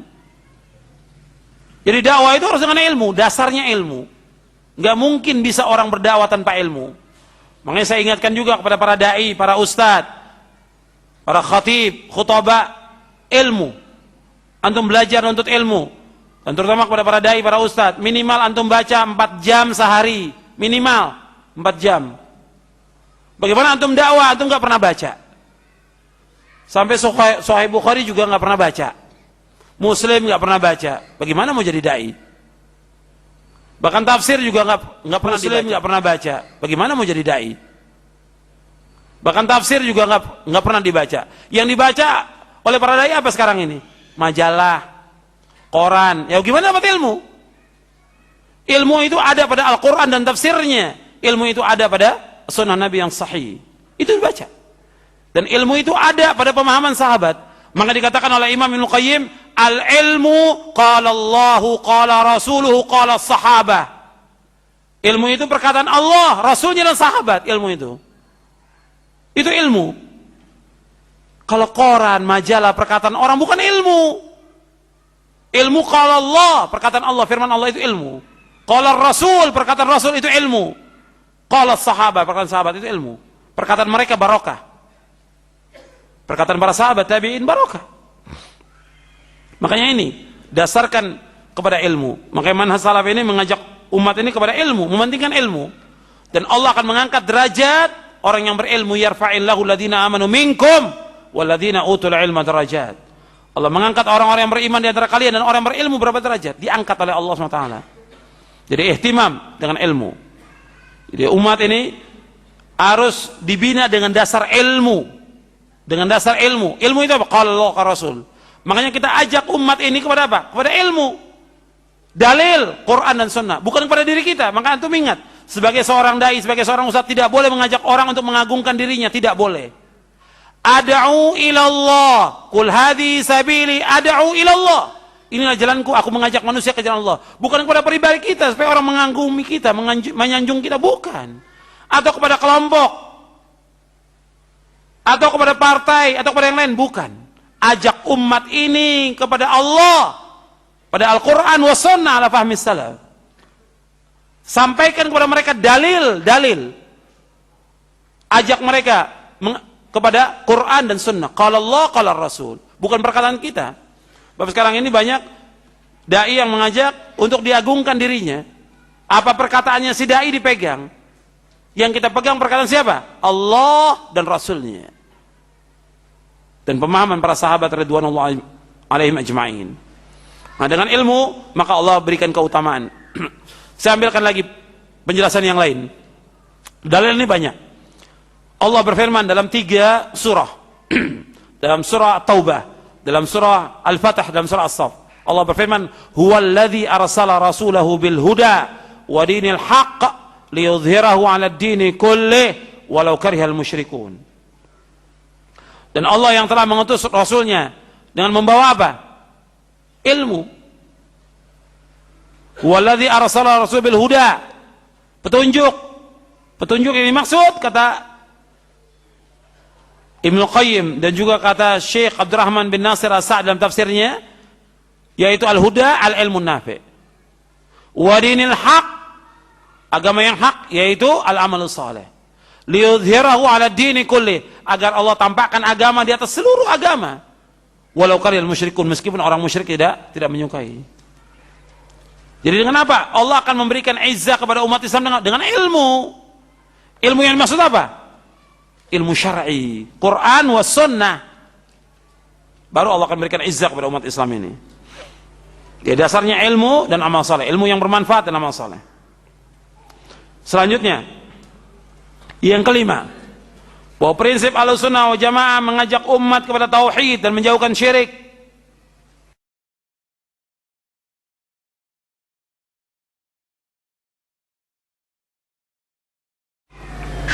Jadi prinsip Ahlussunnah wal Jamaah mengajak umat kepada tauhid dan menjauhkan syirik. Rasul-rasul dan nabi-nabi yang diutus oleh Allah ke muka bumi semuanya mendakwakan dakwah tauhid. Sebagaimana Allah berfirman dalam surah An-Nahl ayat 36, surah 16 ayat 36, "Walaqad ba'atsna fi kulli ummatin rasulan an i'budullaha wajtanibut taghut." Dan sungguh kami telah utus pada setiap umat seorang rasul. Setiap rasul dakwanya an i'budullah wajtanibut taghut. Dia akan beribadah hanya kepada Allah dan jauhkan taghut. Taghut yaitu setiap apa-apa yang disembah selain Allah. Seluruh nabi dakwanya mengajak umat kepada tauhid. Makanya salaf ini mementingkan dakwah kepada tauhid, bukan memulai dakwah dengan politik, dengan masalah ekonomi atau yang lain. Mulai dakwah dengan tauhid. Sebab solusi umat yang terbesar yaitu dengan tauhid. Dari berbagai macam problem, itu jalan keluarnya dengan mengajak mereka pada tauhid. Karena penyakit yang terbesar yang menimpa umat Islam dan dosa yang paling besar adalah syirik, menyekutukan Allah, menolak nama-nama sifat Allah, mentakwil nama-nama sifat Allah. Ini termasuk dosa yang besar. Akbarul kabair, dosa besar yang paling besar. Kalau orang berbuat dosa dan maksiat, mereka akan diberikan berbagai macam cobaan dan azab. Apalagi kalau mereka lakukan dosa besar yang paling besar. Makanya dakwah yang paling penting ya dakwah tauhid. Al-aham fal muhim. Yang paling penting tauhid.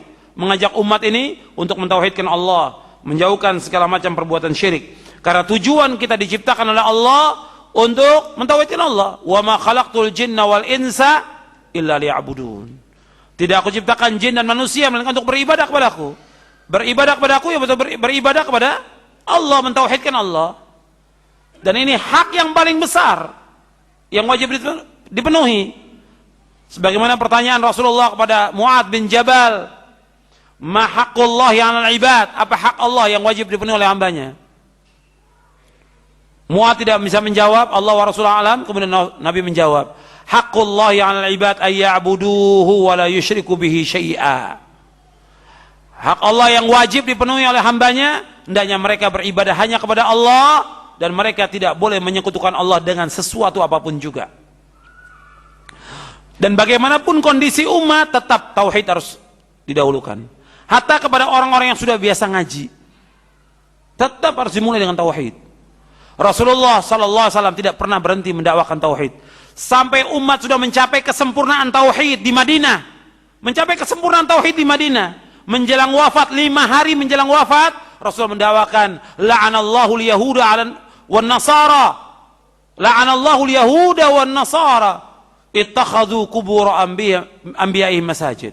Allah melaknat orang Yahudi dan Nasrani karena mereka menjadikan kubur nabi-nabi mereka sebagai tempat ibadah. 5 hari menjelang wafat, Nabi ingatkan kepada seluruh sahabat. Kata Nabi, Allah melaknat orang Yahudi dan Nasrani karena mereka menjadikan kubur nabi mereka sebagai tempat ibadah. Dan aku larang kalian jangan melakukan demikian. Dan Nabi berdoa, Allahumma la taj'al qabri wathanan yu'bad. Ya Allah, janganlah engkau jadikan kuburanku sebagai berhala yang disembah. Jadi meskipun sudah mencapai kesempurnaan, tetap Nabi ingatkan umat agar mereka mentauhidkan Allah, menjauhkan segala macam perbuatan syirik. Jadi nggak boleh ada orang mengatakan, kan kita sudah belajar tauhid, kita kan sudah mengikuti akidah salaf, kok kita kaji lagi kitab tauhid? Terus diulang sampai ratusan kali, ulang terus. Dan itu manfaatnya sangat besar. Semakin kita kaji, semakin tambah iman kita kepada Allah. Semakin kita kaji, semakin tambah kita mengenal Allah SWT, mengagungkan Allah, ta'zim kepada Allah. Semakin kita kaji kitab tauhid, semakin terasa manisnya iman dalam hati kita. Dan Anda bisa rasakan, kita kaji kitab tauhid itu tambah iman kita kepada Allah, tambah pengagungan kita kepada Allah, tambah juga lezatnya iman dalam hati kita.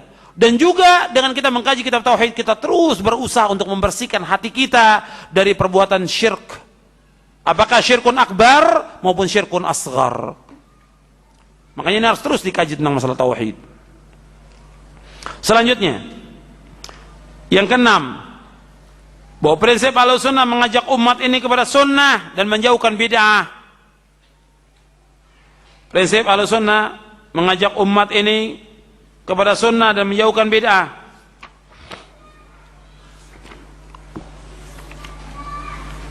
Dan saya jelaskan panjang lebar tentang masalah bid'ah ini dalam buku ini, dalam buku Syarah Aqidah Ahlussunnah wal Jamaah. Ini saya jelaskan panjang lebar tentang masalah bid'ah. Antum bisa lihat tentang bid'ah ini, saya bahas panjang lebar karena banyaknya umat yang melakukan bid'ah dan dianggap bahwa itu termasuk sunnah. Bahkan orang yang mengaku dirinya sebagai Ahlussunnah wal Jamaah, tapi mereka melakukan perbuatan bid'ah dan terus melakukan bid'ah. Antum bisa lihat dari mulai pengertian bid'ah di halaman 76 ya sampai halaman 85. Itu saya jelaskan tentang bahaya bid'ah. Dan juga saya sebutkan juga dalam prinsip Ahlussunnah ini bagaimana sikap Ahlussunnah kepada ahlul bid'ah, tentang bahaya bid'ah. Dan juga saya sebutkan juga dalam prinsip Ahlussunnah ini bagaimana sikap Ahlussunnah kepada ahlul bid'ah. Itu juga panjang lebar saya bahas. Bagaimana sikap Ahlussunnah kepada ahlul bid'ah.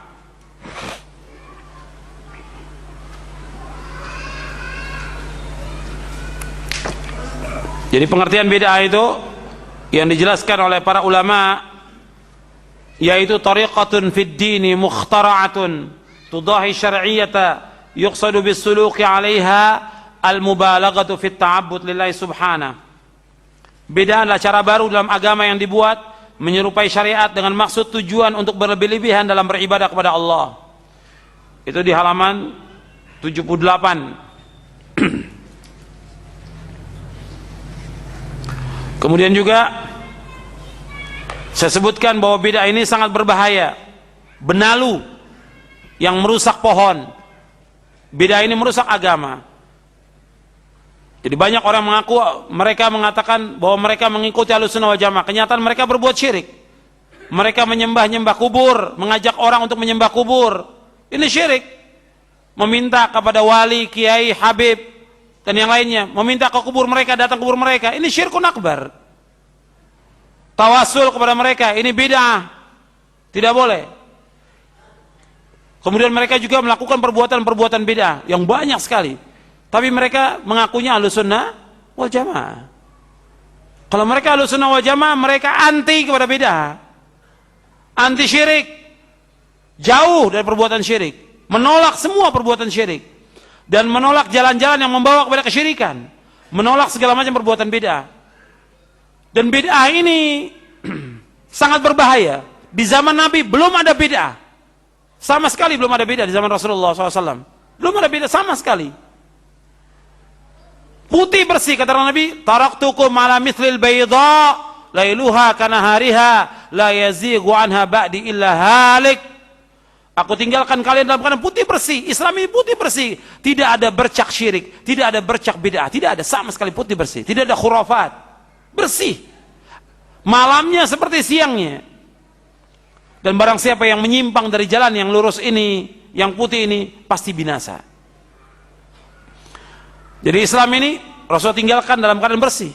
Dan Rasulullah ingatkan kepada umatnya setiap Jumat, kullu bid'atin dhalalah wa kullu dhalalatin finnar. Setiap bid'ah itu sesat dan setiap kesesatan tempatnya neraka. Yang pertama kali mengatakan bid'ah Rasulullah. Yang mengatakan bahwa setiap bid'ah itu sesat Rasulullah. Yang mengatakan setiap kesesatan tempatnya neraka Rasulullah yang mengatakan demikian. Kullu bid'atin dhalalah wa kullu dhalatin finnar. Rasulullah mengatakan demikian. Nah, kemudian datang umat yang belakangan, para dai, para ustadz, takut menyebut bid'ah. Tidak mau nyebut bid'ah.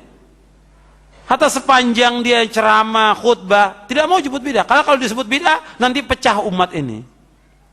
Berarti antum menyimpang dari manhaj Rasulullah. Yang menyebut berkali-kali bid'ah Rasulullah SAW. Kemudian para sahabat yang mengatakan bid'ah. Tentang bahaya bid'ah. Rasulullah yang menyebutkan tentang bahaya bid'ah Rasulullah. Dan kita mengatakan perbuatan bid'ah itu, ya tentu yang jelas-jelas bid'ah. Bukan yang sunnah kita katakan bid'ah, yang bid'ah kita katakan sunnah. Yang jelas bid'ah kita katakan itu bid'ah, yang sunnah kita katakan sunnah. Dan Nabi juga mengingatkan kepada para sahabat ridwan majma'in, wa iyyakum wa muhdatsatil umur fa inna kulla muhdatsatin bid'ah wa kulla bid'atin dhalalah. Nabi mengatakan, aku ingatkan kalian, jauhkan diri kalian dari setiap perkara-perkara yang baru, karena setiap yang baru adalah bid'ah dan setiap bid'ah adalah sesat. Setiap bid'ah sesat. Jadi nggak ada bid'ah itu yang tidak sesat. Dan dalam Islam tidak ada istilah bid'ah hasanah, tidak ada dalam Islam. Yang mengatakan semua bid'ah adalah sesat Rasulullah. Yang mengatakan semua bid'ah adalah sesat adalah Rasulullah. Dan Rasulullah bersabda dengan bahasa yang fasih, bahasa Arab yang fasih, bahwa setiap bid'ah sesat, itu Rasulullah berkata demikian. Kemudian sahabat memahami demikian. Kata Abdullah bin Umar radhiyallahu anhu wa ardhah, kata beliau, kullu bid'atin dhalalah wa in ra'ahan nasu hasanatan. Setiap bid'ah itu sesat meskipun orang memandang baik. Abdullah bin Umar radhiyallahu anhu mengatakan demikian, setiap bid'ah sesat meskipun orang memandang baik. Jadi dalam Islam tidak ada bid'ah yang hasanah, tidak ada. Kemudian selanjutnya, ikhwan fiddin, a'azakumullah, kalau antum mau lihat ciri-ciri ahlul bid'ah, ini saya sudah bawakan di sini, di buku ini. Nanti bisa antum lihat bagaimana ciri ahlul bid'ah di halaman 520, halaman 521. Itu saya sebutkan dengan ciri-ciri ahlul bid'ah. Nanti antum bisa baca sendiri bagaimana ciri dari ahlul bid'ah yang memecah belah umat ini. Dan bid'ah itu sangat berbahaya buat Islam dan kaum muslimin, sangat berbahaya. Maka dikatakan oleh Imam Sufyan Ats-Tsauri bahwa al bid'atu ahabu ila iblis minal ma'siyah, wal ma'siyatu yutabu minha wal bid'atu la yutabu minha. Kata Imam Sufyan Ats-Tsauri, bid'ah itu lebih dicintai oleh iblis daripada maksiat. Maksiat orangnya akan taubat. Orang yang berbuat maksiat, kalau diingatkan dia akan taubat. Tapi orang berbuat bid'ah, dia sulit untuk taubat. Kenapa? Dia anggap baik perbuatannya. Dan antum kalau mau lihat lagi penjelasan tentang nasihat Rasulullah tentang wajibnya kita berpegang kepada sunnah Rasulullah, yaitu hadis Irbad bin Sariyah. Yang antum bisa lihat di hadis Irbad bin Sariyah di halaman 106, 107. Bagaimana? Ka'anna hadhihi mau'izatu muwaddi'in famada ta'hadu ilaina. Faqala usikum bitaqwallah was-sam'i wa ta'ah wa in abdan habasyiya fa innahu man ya'ish minkum ba'di fasara ikhtilafan katsira fa 'alaikum bi sunnati wa sunnatil khulafa'il mahdiyyin ar-rasyidin tamassaku biha wa 'addu 'alaiha bin nawajidh wa iyyakum muhdatsatil umur fa inna kulla muhdatsatin bid'ah wa kulla bid'atin dhalalah. Berkata Irbad bin Sariyah, suatu hari Rasulullah SAW pernah sholat bersama kami. Kemudian beliau menghadap kepada kami dan memberikan nasihat kepada kami dengan nasihat yang menjadikan air mata kami berlinang dan hati kami menjadi takut. Maka seorang berkata, wahai Rasulullah, nasihat ini seakan-akan nasihat orang yang akan berpisah. Maka berikanlah wasiat kepada kami. Maka Rasulullah bersabda, aku wasiatkan kepada kalian agar tetap bertakwa kepada Allah, mendengar dan taat, walaupun yang memerintah kalian adalah seorang budak Habsyi. Sungguh orang yang masih hidup di antara kalian setelah wafatku akan melihat perselisihan yang banyak. Maka wajib atas kalian berpegang teguh kepada sunnahku dan sunnah para khalifah yang lurus, khulafaur rasyidin, yang mendapat petunjuk dan lurus. Jauhilah oleh kalian perkara-perkara yang baru, karena sungguhnya setiap perkara yang baru adalah bid'ah dan setiap bid'ah adalah sesat. Hadis ini sahih, diriwayatkan oleh Imam Ahmad, Abu Daud, Tirmidzi, Darimi, Baghawi dalam kitabnya Syarh Sunnah, Al-Hakim, dan disahihkan oleh Al-Hakim dan disetujui oleh Imam Az-Zahabi. Nah, hadis ini disahihkan oleh Syekh Al-Albani dalam kitabnya Irwaul Ghalil. Jadi Nabi mengajak kita berpegang pada sunnah dan sunnah khulafaur rasyidin dan melarang kita dari perbuatan bid'ah. Selanjutnya, yang ketujuh, bahwa prinsip Ahlussunnah mengajak umat ini untuk bersatu di atas sunnah dan melarang kepada perpecahan.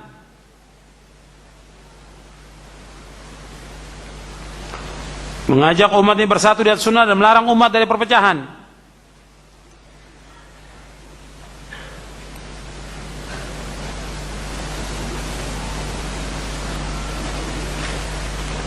Jadi persatuan dianjurkan dalam Islam. Allah berfirman, wa'tasimu bihablillahi jami'an wa la tafarraqu. Hendaklah kalian berpegang kepada tali Allah semuanya dan jangan kalian berpecah belah. Di dalam kitab ini saya menyebutkan tentang persatuan umat Islam.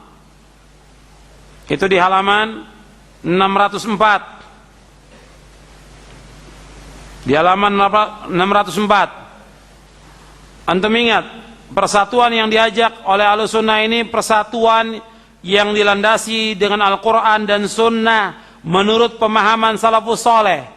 Itu ingat, bukan persatuan yang semu dan sesat. Ahlussunnah bukan persatuan yang semu dan sesat. Ahlussunnah tidak menyeru kepada perkara-perkara yang dapat memecah belah persatuan kaum muslimin. Persatuan yang dikehendaki adalah persatuan menurut pemahaman ulama salaf dan orang-orang yang mengikuti manhaj dan pedoman mereka, bukan persatuan yang dikehendaki oleh pengikut hawa nafsu dan hizbiyah. Bukan. Jadi Ahlussunnah mengajak bersatu dengan dasar Ali Imran 103, wa'tasimu bihablillahi jami'an wa la tafarraqu. Dan hendaklah kalian berpegang semuanya kepada tali Allah dan jangan kalian bercerai-berai. Allah berfirman dalam surah Ali Imran ayat 105, wa la takunu kalladzina tafarraqu wa ikhtalafu min ba'di ma ja'ahumul bayyinat wa ulaika lahum 'adzabun 'adzim. Dan janganlah kamu menyerupai orang-orang yang bercerai-berai dan berselisih sesudah datang keterangan yang jelas kepada mereka. Mereka itulah orang-orang yang mendapat siksa yang berat. Allah berfirman dalam surah Rum, Ar-Rum ayat 31-32, wala takunu minal musyrikin minal ladzina farraqu dinahum wa kanu syi'a kullu hizbin bima ladaihim farihun. Jangan kamu termasuk orang-orang yang mempersekutukan Allah, yaitu orang-orang yang memecah belah agama mereka, dan mereka menjadi beberapa golongan, tiap-tiap golongan merasa bangga dengan apa yang ada pada golongan tersebut. Jadi Allah melarang kaum muslimin berpecah belah. Diperintahkan kita untuk bersatu, karena Nabi bersabda, al-jama'atu rahmatun wal furqatu azab. Berjamaah itulah rahmat, sedangkan berpecah belah adalah azab. Hadis ini diriwayatkan oleh Imam Ahmad dan Ibnu Abi Asim. Tapi ingat, persatuan ini berlandaskan Al-Quran wa sunnah ala fahmi salaf. Ingat, bukan persatuan yang dikehendaki oleh banyaknya orang, persatuan yang mereka bersatu tapi setiap golongan yang mengikuti golongan mereka. Soal akidahnya macam-macam, soal manhaj macam-macam, nggak apa-apa, nggak bisa. Tidak akan ada persatuan selama-lamanya. Bersatu yang dikehendaki oleh Allah dan Rasulnya, bersatu di atas jalan yang hak, Al-Quran wa sunnah ala fahmi salaf. Itu persatuan yang benar. Bukan dibiarkan orang bersatu dengan pemahamannya, atau kita toleran kepada kelompok masing-masing. Yang penting kita bersatu dulu, tapi toleran. Nggak bisa kita toleransi kepada syirik. Tidak ada toleransi dalam bid'ah, tidak ada. Tidak ada. Jadi kita bersatu, apa yang kita sepakati, kemudian kita saling memahami, memaafkan kesalahan di antara kita. Nggak bisa. Kalau kesalahannya bid'ah, syirik, nggak bisa. Jadi harus kembalikan umat kepada Quran was sunnah ala fahmi salaf. Mentauhidkan Allah, menjauhkan syirik, mengajak sunnah dan melarang umat kepada bid'ah, melarang umat dari perbuatan bid'ah. Kemudian juga persatuan yang dikehendaki oleh kelompok lagi yang lain, yaitu mereka bikin kelompok, bikin jamaah. Jamaah ada imamnya, ya, ada imamnya. Ini pun nggak dibenarkan dalam syariat. Kemudian mereka membaiat. Kalau yang tidak baiat, maka matinya seperti bangkai jahiliyah. Hadisnya sahih tentang baiat, sahih hadisnya. Kata Nabi, man mata walaysa fi unuqi bai'atun mata mitatan jahiliyah. Barang siapa yang mati dan di lehernya tidak ada baiat, maka matinya seperti bangkai jahiliyah. Yang dimaksud di sini yaitu baiat kepada khalifah, kepada imamatul uzma, bukan kepada kelompok jamaah-jamaah yang ada sekarang ini. Ini baiat yang bid'ah.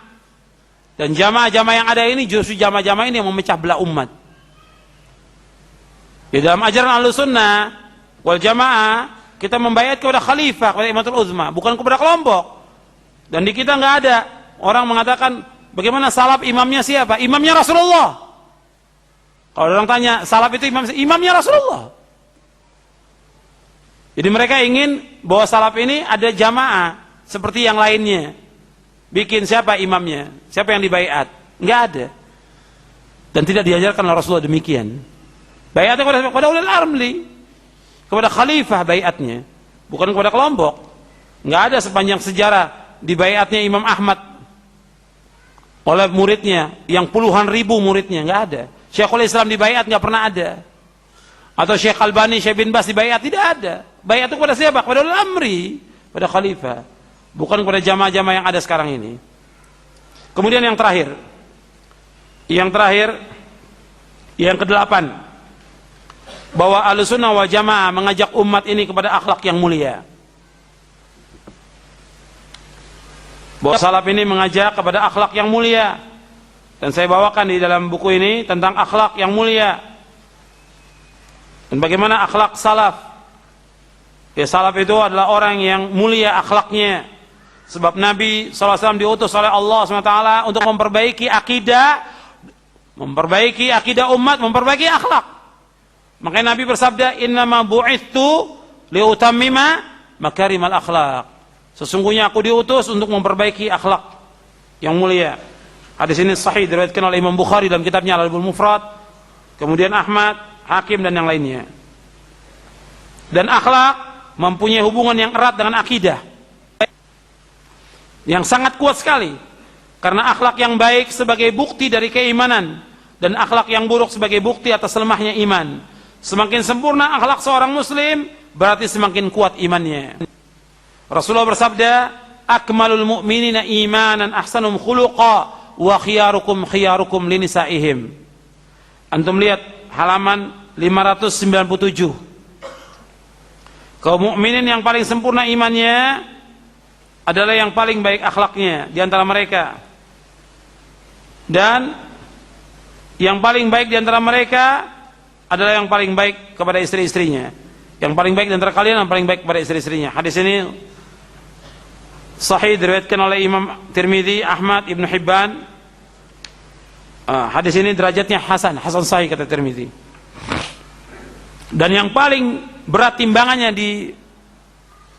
yang paling berat timbangannya pada hari kiamat yaitu akhlak yang mulia. Dan yang paling banyak memasukkan manusia ke sorga yaitu akhlak yang mulia. Yang paling banyak masukkan manusia ke sorga kata Nabi, taqwallah wa husnul khuluq.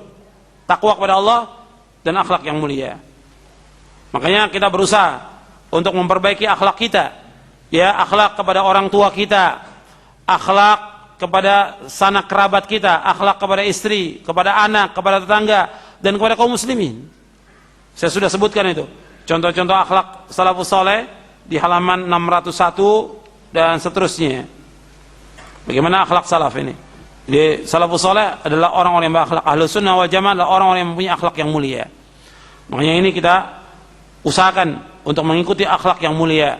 Ya, kalau ada individu dari orang yang mengikuti manhaj salaf ini mereka tidak berakhlak, bukan berarti kita mencela salafus saleh bahwa mereka tidak berakhlak.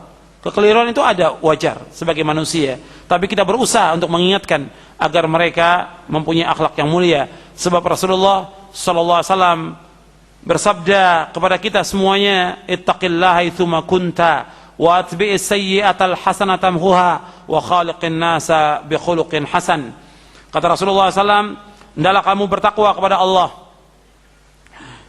dan hendaklah kamu iringi perbuatan yang jelek dengan perbuatan yang baik, karena perbuatan yang baik akan menghapuskan perbuatan-perbuatan yang jelek. Dan bergaulah kepada manusia dengan akhlak yang mulia. Tunjukkan akhlak yang mulia. Bergaul kita kepada orang tua kita, kepada paman kita, kepada orang-orang yang pernah berbuat baik kepada kita, kepada guru, kepada ustadz yang mengajarkan kebaikan kepada kita, kepada istri, kepada anak, kepada tetangga, dan kepada muslimin. Tunjukkan akhlak yang mulia. Jadi antum sudah ngaji, sudah baca buku, tunjukkan akhlak kita dengan akhlak yang mulia. Ahlus sunnah adalah mempunyai akhlak yang mulia. Ya, sampai di sini dulu kajian kita. Mudah-mudahan yang saya sampaikan bermanfaat untuk saya dan untuk antum sekalian. Dan ini sedikit yang bisa saya sampaikan dari isi kitab Syarah Aqidah Ahlussunnah wal Jamaah. Karena setiap poin, kalau kita bahas setiap poin dari buku ini, itu membutuhkan waktu 1 jam sampai 2 jam setiap poin. Dan ini saya tulis lebih dari 80 poin.